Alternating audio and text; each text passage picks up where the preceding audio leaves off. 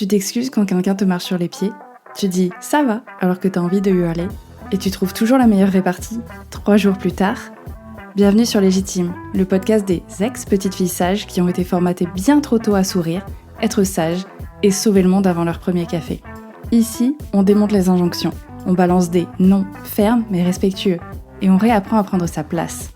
Pas en criant plus fort que tout le monde, juste en arrêtant d'être silencieuse. Moi c'est Clémentine, je suis coach en affirmation de soi et si t'en as marre de te plier en quatre pour mériter 3 mètres de reconnaissance, retrouve-moi chaque semaine dans tes oreilles pour te partager des punchlines, des clés concrètes et des réflexions sans filtre pour t'aider à reprendre ta place. Et promis, je vais te prouver que poser tes limites, ça ne te fera pas perdre ton empathie, ni tous tes amis. Bonne écoute. L'autre jour en séance, j'ai une coachée qui me raconte le jour où elle a eu son master. Et elle me dit: «J'étais super fière, mais genre vraiment fière». Le genre de fierté, tu sais, qui vient du ventre, qui fait monter les larmes. Tu as juste envie d'appeler tout le monde et de dire: «Maman, papa, ça y est, j'ai réussi, je suis trop contente». Donc elle appelle sa mère ou elle va voir sa mère et sa mère, la première réflexion qu'elle lui fait, c'est: «Et tu as eu la mention?» Et c'est tout. Pas de bravo, pas de je suis fière de toi, pas de ah, tu es contente et tout, La première phrase qui lui est venue, c'est: «Et la mention?» Et en me racontant ça, cette coachée, elle avait encore les larmes aux yeux et cette colère un petit peu, sous-jacente là, 20 ans après. Et ce qui m'a frappée et si j'ai eu envie d'en faire un épisode de podcast, c'était pas que sa mère, elle était cruelle parce qu'elle ne l'a pas été, c'était pas ça. Dans sa tête, elle posait une bonne question, elle s'est préoccupée de la réussite de sa fille, elle a dû se dire, «Je veux le mieux pour elle, j'espère qu'elle a eu la mention», je pense que pour elle, c'était un compliment. Vraiment, ou en tout cas, une démonstration d'intérêt. Sauf que pour ma coachée, bah, ça a pas été le cas. Et aujourd'hui, j'ai envie de parler de ça. J'ai envie de parler de ces moments-là qui sont techniquement pas violents, pas méchants, pas conscients les 3 quarts du temps, mais qui apprennent à un enfant à éteindre sa joie avant que quelqu'un d'autre le fasse. Et de comment ça devient des années plus tard, cette voix intérieure qui ne fait que dire, dès qu'il y a un nouveau projet ou quelque chose qui a été réussi: «C'est bon, calme-toi. Tu veux pas une médaille non plus». Donc je sais pas si t'as déjà eu ça, ce ressenti toi, où t'as réussi quelque chose et avant même de le partager, le soufflet est déjà redescendu et tu déjà en train de te dire: «Oui, bon, c'est bien, c'est ce que je voulais, mais c'est pas en vrai, c'est pas extraordinaire non plus quoi. Il y a des gens qui font mieux, j'aurais pu faire mieux, c'était pas parfait». Alors que techniquement personne t'a rien dit, t'as juste anticipé et il y a peut-être même des gens qui ont commencé à te faire des compliments mais ça, hop, oreille fermée, tu pas entendu. Ou alors, effectivement, tu partages une petite bonne nouvelle à quelqu'un et même si l'autre réagit bien, bah, tu pas vraiment à le recevoir. D'un coup, tu minimises, tu détournes, tu passes à autre chose, la joie, elle reste pas, elle glisse. En fait, c'est un peu comme si tu avais appris à ne pas trop remplir ton verre parce que, de ton expérience, à chaque fois, quand tu as eu rempli ton verre, soit il y a quelqu'un qui est venu te le renverser en pleine tronche, soit personne n'est venu trinquer avec toi. Du coup, avec le temps, bah, tu l'as laissé rempli à moitié comme ça, bon, bah, personne ne trinque, mais personne le renverse non plus. Et je pense que si tu m'écoutes, si je te pose la question et que je te demande est-ce que tu arrives à être fière de toi, vraiment, sans me mettre un «mais» derrière ou une justification sur le fait que techniquement tu pas fait grand-chose, tu pas trop responsable de tout ça, mmh, je pense qu'on connaît la réponse. Finalement, ce qui se passe, c'est ce qui s'installe progressivement, c'est que tu as une croyance qui arrive qui dit: «Ma joie, c'est pas quelque chose qui mérite d'être célébré. Ma réussite, mes fiertés, c'est pas quelque chose qui mérite d'être célébré». C'est un peu, c'est pas quelque chose que tu formules comme ça de manière très précise, mais c'est vraiment comme un ressenti, comme une c'est évident, en fait. C'est un réflexe que tu as acquis et ça pourrait même passer pour de la modestie, alors que c'est juste une protection, c'est juste une armure. Parce qu'à chaque fois où tu as essayé de t'enthousiasmer un petit peu, il y a quelqu'un qui est venu dire: «Oui, bon, bah, oui, c'est bien et la mention et le 20/20». Parce que finalement, un enfant qui vit quelque chose de bien, il a un besoin primaire derrière, il a besoin que quelqu'un, soit content avec lui. En miroir, lui montre que il est vu dans ce qu'il ressent. qui lui montre que ses émotions positives, que ce qu'il a fait, que ce qu'il a réussi à obtenir, grâce à ses capacités, ça a de la valeur. Que ses parents sont fiers de lui. Encore une fois, je ne cesse de le dire dans les épisodes, mais un enfant, sa survie dépend de ses parents. Sa Son bien-être dans les relations, son estime de lui, ça passe dans la relation, dans le lien. Donc bien sûr qu'il va chercher des validations pour pouvoir se jauger et savoir où il en est. Et qu'il va essayer de voir, de tester aussi quand je ressens, quand j'exprime, est-ce que c'est safe? Est-ce que je suis entendue? Est-ce qu'il y a une résonance en face? Donc quand ça se passe pas bien, quand il y a pas de réception, quand il y a pas de soutien, il y a pas d'écoute d'une manière ou d'une autre, l'enfant il apprend autre chose. Parce que la mère de ma coachée, techniquement, elle a pas dit que le master c'était de la merde, qu'elle avait foiré ses examens ou quoi que ce soit. Juste, au lieu de se contenter de s'arrêter à: «Ah, je vois que ma fille est contente, c'est super, bravo, je vais la féliciter», en fait, elle s'est immédiatement orientée vers la performance.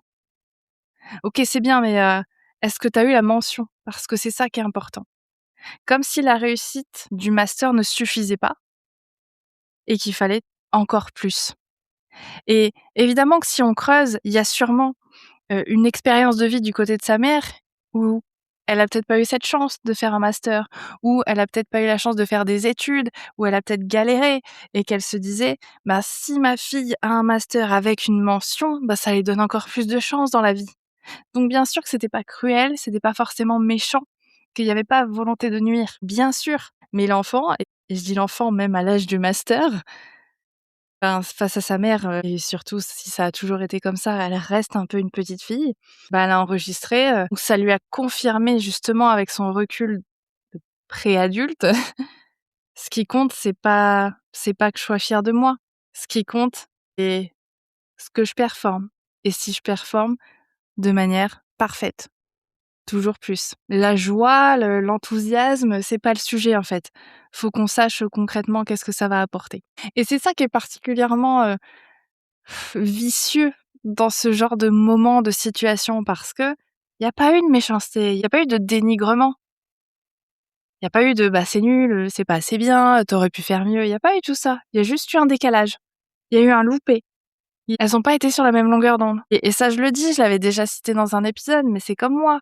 J'ai entendu quelques fois là: tu eu 18, qu'est-ce qui s'est passé? Pourquoi tu pas eu 20?»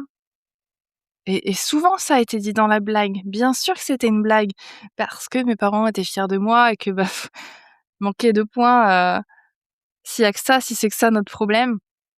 Donc bien sûr qu'en tant qu'enfant, j'ai entendu qu'il y avait de l'humour, mais j'avais pas le recul ni le développement de mon cerveau n'était pas encore assez développé pour que je sois capable de prendre ce recul et de me dire: «Oui, c'est juste une blague, en fait, ils sont fiers». Non, le cerveau à ce moment-là, et je sais que vous êtes plusieurs à avoir reçu cette remarque, le cerveau à ce moment-là, il s'est dit: c'est pas assez, en fait, du coup. Faut qu'on aille plus loin, toujours plus loin». Tu vois, c'est marrant parce qu'en préparant cet épisode, j'ai réalisé que j'avais un autre exemple personnel de ces moments-là, un peu bateau du quotidien, mais finalement qui représente, plein de petits moments comme ça, qui viennent renforcer la croyance. Il y a quelque temps, j'avais fait la recette, j'étais adulte, déjà, hein. J'avais fait la recette de riz au lait de ma mère et elle m'avait dit: «Tu me diras, si tu as réussi et cetera». Donc je lui envoie un message en disant: écoute, c'est bon, j'ai réussi, c'est très, très bon». J'avais envoyé la photo avec. Et là, elle m'avait répondu, «Ah mince!» avec un bonhomme qui rigole. Genre, «Ah bah merde, je pourrais pas faire de remarques, ha parce que tu as réussi, donc zut alors». Et en soi, on pourrait dire c'est pas grand-chose. C'est une blague, c'est sa manière de faire. Mais en fait, ben, mon enthousiasme, il s'est dérobé, directement au moment où j'ai vu ce message. Là où j'étais fière d'avoir réussi mon ré au lait parce que c'était la première fois, c'était pas forcément évident, enfin voilà, je teste. En fait, ouais, dégonflé comme un soufflé. Là où j'aurais eu besoin d'enthousiasme et de: «Ah trop bien, régalez-vous», ne serait-ce que ça, ça m'a, pouf, dégonflé. J'étais: «Ah OK». Et tu vois, ça, quand c'est répété suffisamment, à des moments suffisamment importants, des moments où tu doutais un peu de toi, où tu étais un peu fébrile et que tu as réussi, en fait, tu apprends à ne plus trop t'enthousiasmer pour pas avoir à gérer la déception que personne ne sera là pour célébrer et trinquer avec toi. Et c'est vrai que je sais pas si c'est ton cas et peut-être que là ça pop dans ta tête, mais c'est très dur de se rendre compte que putain, en fait, j'ose pas m'enthousiasmer, j'ose pas trop célébrer mes victoires parce que j'ai toujours peur qu'on vienne me gâcher mon moment, quoi. Enfin, qu'on vienne m'éteindre mon enthousiasme. Parce qu'au final, derrière, tu vas devenir quelqu'un de très sobre, hein, qui minimise tes réussites constamment, avant que les autres le fassent. Comme ça, au moins, bon ben, peut-être que les autres l'auraient pas fait, mais je préfère prendre les devants. Quelqu'un qui dit: «C'est bien, mais» avant même, qu'on lui demande. Quelqu'un qui a du mal à recevoir un compliment sans le retourner ou sans le désamorcer parce que qu'est-ce que je fais de ça, en fait? Qu'est-ce qui se cache derrière? Est-ce qu'un compliment peut être un vrai compliment ou est-ce que finalement, derrière j'entends: «Mais ça aurait pu être mieux» ou «Où est la mention?» Donc je sais pas si tu t'es déjà rendu compte que tu avais peut-être tendance à saboter ta propre joie avant même que quelqu'un le fasse ou que tu t'autorisais même pas à recevoir que quelqu'un, du coup, derrière puisse le faire tellement c'est pas habituel. En tout cas, ce que je veux dire, c'est que si c'est si difficile à repérer à ces moments-là et que peut-être tu t'es éteint à cause de ça, je l'ai un peu déjà dit, mais c'est justement parce qu'il y a pas eu de violence, il y a pas eu de méchanceté, il y a pas eu de trucs très, très clairs à nommer, mais et en plus, le problème, c'est quoi exactement? Parce que ta mère, elle était contente pour toi. Elle voulait ton bien, elle veut que tu aies une mention, pour que tu réussisses au mieux ton avenir, donc tu vraiment pas de raison d'être blessé. Ouais, mais au final, tu as les larmes aux yeux 20 ans après. Et c'est là que j'insiste encore sur quelque chose, c'est que l'intention ne compte pas. L'impact, oui. Et c'est pas un procès, toujours pas, c'est juste une observation. Ta mère, elle avait pas besoin d'être malveillante pour que quelque chose se construise en toi. C'est juste qu'elle a loupé de manière peut-être régulière ce dont tu avais vraiment besoin. Elle n'a pas écouté, elle t'a pas prêté l'attention là où tu aurais eu besoin. Et ce dont tu avais besoin, c'était simple, c'était pas un discours, c'était pas forcément champagne, paillettes, c'était pas une analyse, c'était juste que quelqu'un soit content pour toi. Qui s'arrête une seconde sur ta joie et qui dise putain, c'est top, bravo. Et pas qu'on passe tout de suite à ouf, t'as pas la mention. Elle est où la mention?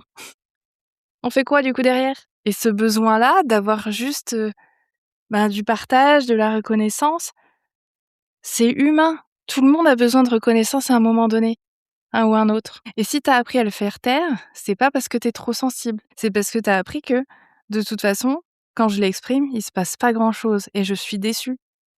Donc si je veux me préserver de la déception, je l'exprime pas. Comme ça, je suis déçue, mais je m'y attendais. Donc nommer tout ça, je le dis à chaque épisode, je pense, mais c'est toujours pas pour blâmer, mais c'est pour que tu comprennes d'où elle vient cette petite voix-là qui dit tout le temps, «Vas-y, calme-toi, tu veux une médaille, tu te prends pour qui? C'est rien d'extraordinaire, c'est bon, détends-toi». Cette voix, c'est pas toi. Cette voix, elle a été apprise et ce qui est appris, encore une fois, peut, avec le temps, avec la relation, à travers la relation avec des personnes qui sauront t'écouter et recevoir ce dont tu as besoin, tout ça, ça pourra être désappris. Tu pourras apprendre de nouvelles choses et tu pourras réapprendre à saisir l'élan, l'enthousiasme, la joie que tu pouvais avoir quand tu étais petite à juste avoir fait un château de sable et te dire: «Ouais, putain, j'ai réussi à faire ça moi-même». Aujourd'hui, j'avais pas envie de faire un épisode où je te dis, «Bon, il faut faire ci, ça, X, Y», parce que ce travail-là, il est long, il est plus complexe, j'en ai déjà parlé dans d'autres épisodes, mais j'avais envie de nommer que parfois les blessures qu'on a, elles viennent pas forcément de là où on les attend. Elles viennent pas forcément à travers la violence, à travers les insultes, à travers les critiques. Elles peuvent juste parfois venir d'un «Ah mince» au lieu d'un «bravo». Elles peuvent juste parfois venir d'un petit regard déçu au lieu d'un sourire. Et c'est important de rendre compte et de le comprendre et de te dire qu'il y a sûrement une phrase là dans ta vie que tu as entendue, parce que souvent ça ressort, qui t'a blessé, qui t'a marqué, et que tu arrives à te rappeler 10, 15, 20 ans plus tard en te disant: «Putain, ça m'a démoli». C'est légitime et tu pas si t'en parles et si tu dis que ça t'a démoli. Peu importe ce que Pierre, Paul, Jacques pourront te raconter et te dire que, quand même, c'est légitime si tu ressens ça et surtout si en plus derrière tu as eu des répétitions de cette croyance-là, T'as eu des répétitions de cette phrase-là par des comportements, par des petits pics, par des petites réactions qui, en soi, sont très parlantes, même quand il y a pas forcément de mots. Donc j'arrêterai cet épisode ici. Si tu te reconnais là-dedans, que tu veux commencer à démêler ça, on peut en parler ensemble. Et sinon, dans tous les cas, je te dis à la semaine prochaine sur Légitime. Merci beaucoup d'avoir écouté cet épisode et s'il t'a aidé, s'il t'a intrigué, si tu te poses des questions, je suis curieuse, viens me le dire sur Instagram. Promis, je mords pas et c'est toujours un régal d'échanger avec vous. Et si tu veux soutenir le podcast, m'envoyer du love ou aider d'autres petites filles sages qui en ont marre de passer leur temps à sauver le monde, tu peux laisser un avis et des étoiles sur Apple Podcasts et Spotify, ça me fera très plaisir et puis ça aidera Légitime à se faire connaître et aller encore plus loin. Encore une fois, merci pour ta confiance, je te dis à la semaine prochaine. Et n'oublie pas, prendre sa place, c'est pas crier plus fort que tout le monde, c'est juste arrêter d'être silencieuse.